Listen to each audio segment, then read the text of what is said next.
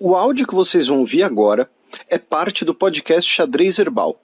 Caso vocês queiram ouvir mais sobre esse assunto e outros temas de política internacional, é só ir em xadrezverbal.com. E agora a gente vai ouvir a nossa querida economista Vivi Almeida no bloco Gambito da Dama. Olá pessoal, espero que estejam todos bem. Hoje eu vou falar sobre um assunto que repercutiu bastante essa semana, né, com relação à redução, a redução da inflação e da própria pressão inflacionária na Argentina, o que tipicamente nós tendemos, ou no âmbito profissional, né, a economia tende a dizer, olha, isso aí é um excelente indicador porque a inflação é particularmente corrosiva da renda das pessoas mais pobres, e isso faz com que uma redução inflacionária ela seja quase que automaticamente revertida em um aumento da qualidade de vida da população, porque retoma o poder de compra, e, por outro lado, a população passou, né, a gente fala do Brasil, e no Brasil isso tem uma memória muito vívida, a gente automaticamente entende como um bom indicador, um bom número a se acompanhar. E, obviamente, né, não vou aqui dizer que não vou dizer aqui que a redução da inflação ela não deva ser algo visto como positivo, analisado como um benefício para a população, mas, como quase todas as profissões adoram sacar a carta do depende, né, eu vou aqui fazer uma análise em que a gente possa, por um lado, entender essa redução da inflação e, por outro, discutir quais são os efeitos, né, de políticas para que se atinja uma redução de preços. Bom, a Argentina convive, e assim, antes de eu começar a análise, isso é particularmente interessante no caso da Argentina de se analisar, porque, de alguma forma, é uma representação. Dualidade, acho que bota um nível de sofisticação muito grande, né, para a figura em questão, mas essa não correspondência da retórica, muitas vezes, com os fatos mais robustos, por assim dizer, da própria figura do Milei.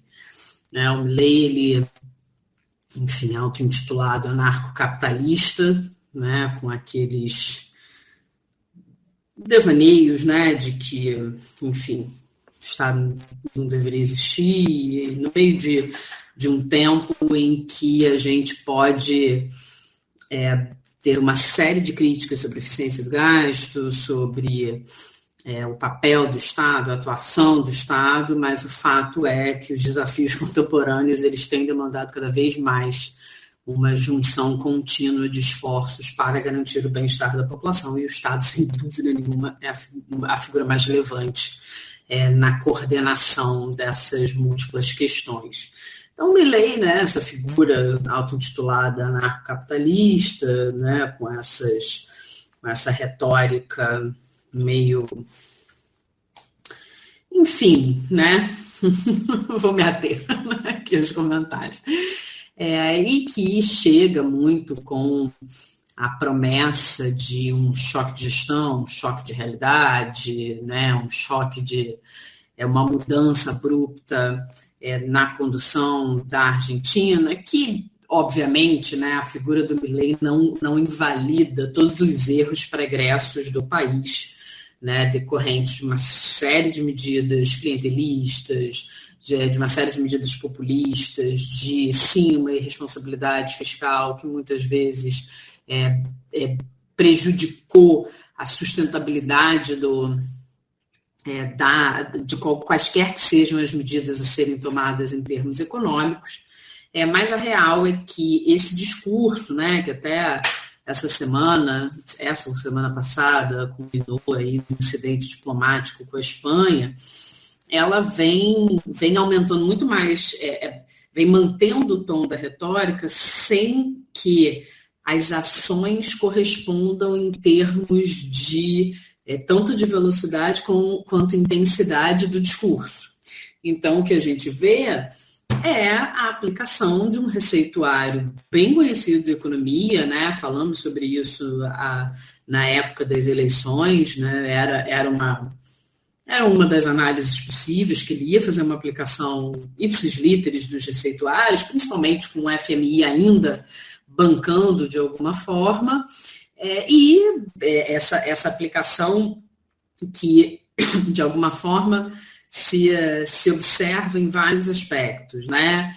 Então, com relação à inflação propriamente dita, que é o objeto dessa coluna, o que foi feito foi redução dos gastos, né? E aí congela isso, vou só falar sobre algumas outras ações, mas a gente volta porque o objeto de hoje é a inflação. Então, né, foi redução dos gastos e a busca pela famigerada responsabilidade fiscal, que essa semana ouvimos muito aqui no Brasil, inclusive. Com relação à posição internacional, é aquilo, né? Assim, ataca a figura da esposa do presidente, salvo engano, né? Da Espanha, mas reduz o tom das críticas à China, que é um parceiro comercial importante de praticamente todo o mundo, e ainda convida Luiz Inácio para ir à Argentina, né, para mais uma rodada de negociação, para uma tentativa de aproximação. Então, de novo, né, há ali um tom, uma temperatura alta do discurso que, na hora da aplicação do receituário, segue lá a cartilinha do FMI e tenta, enfim, né, buscar a redução dos gastos com a manutenção do comércio internacional com seus principais parceiros, tal qual todo governo de centro, de direita, muitas vezes de centro-esquerda, também segue. Tá? Mas voltemos à inflação. Então, com relação à inflação, uma das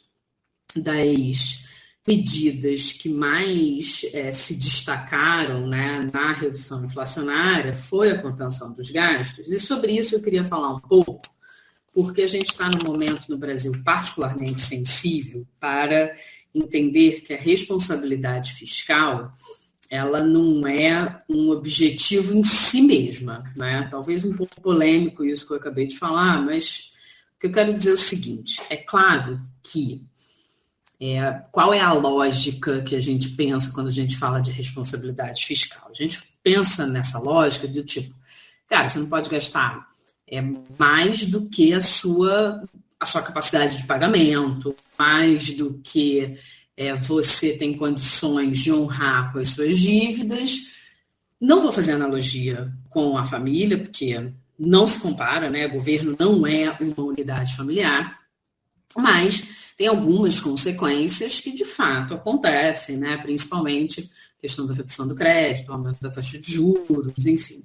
E isso pode, sim, impactar a condição do país. Mas, ao mesmo tempo, parte-se do princípio, né, que o Estado ele está para nós, né, o Estado e o governo, nas gestões próprias de cada representante, ele existe para garantir o bem-estar da população.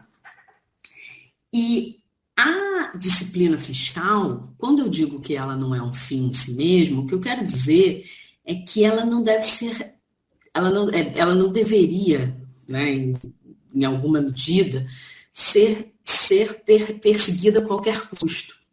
Porque o que acontece, isso a gente discutiu muito na pandemia e a gente tem discutido muito essa semana aqui no Brasil, é que você fica sem a margem de contingência, né? Margem de contingência essa que qualquer previsão orçamentária, qualquer plano de governo deve ter para honrar os seus compromissos correntes e eventuais calamidades. Esse é um aspecto.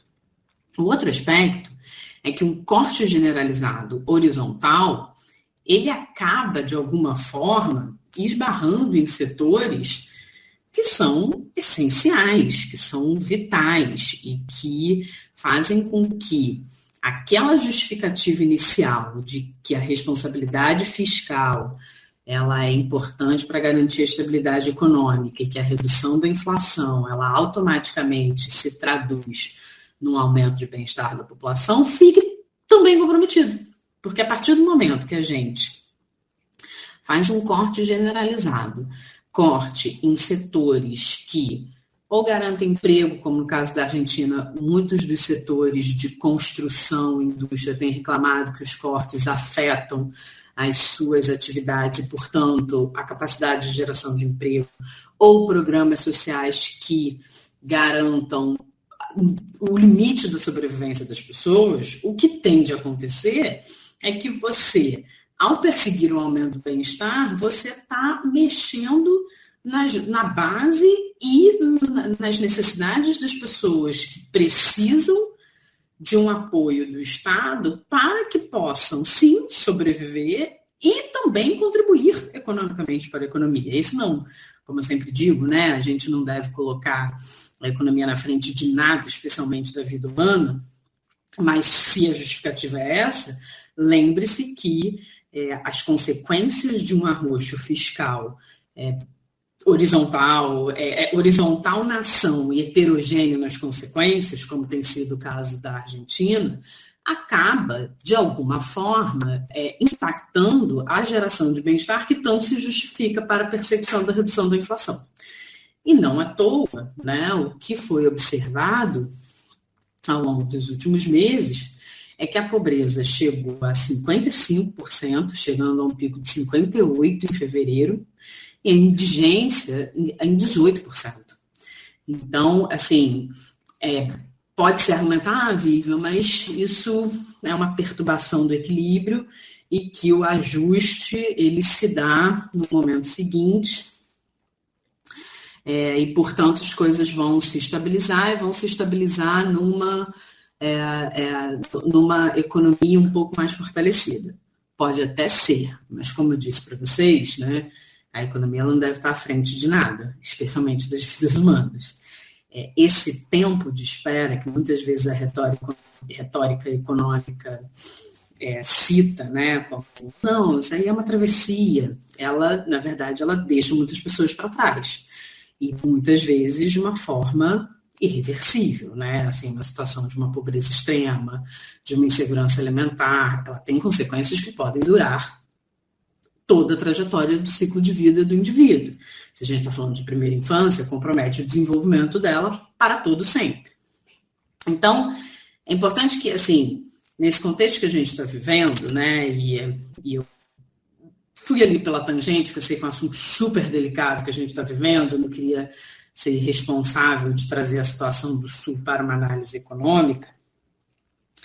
A busca pela responsabilidade fiscal, ela é um objetivo, mas ela é um objetivo meio, né? Ela é um objetivo para que a gente alcance o que verdadeiramente o Estado se propõe a fazer, que é cuidar das pessoas, que é cuidar do bem-estar, não é verdade? Que é assegurar as condições para que a gente possa viver bem, viver na coletividade. Então, a partir do momento que a responsabilidade fiscal, ela ultrapassa, ela atravessa a observância de medidas de segurança básicas, né? Medidas preventivas de catástrofes, medidas de apoio a políticas públicas, ela já deixa de ser um objetivo meio para ser a perseguição de um número a qualquer custo. E quando a gente fala na dimensão país, na dimensão Estado, o qualquer custo, em geral, se traduz na perda de vidas humanas, ou uma perda de fato, né, ou uma perda ao longo do tempo. Bom, pessoal, é isso, né? Não terminei ali no melhor dos ânimos, mas é porque tanto a análise da Argentina quanto a tragédia que a gente tem vivido aqui no Brasil não inspiram a gente a falar de coisas muito boas, mas, enfim, né, sempre na perspectiva de contribuir para fazer um olhar para além da leitura dos números que a gente observa aí nos indicadores econômicos. É isso, espero que tenham uma ótima semana e até semana que vem. Beijinho.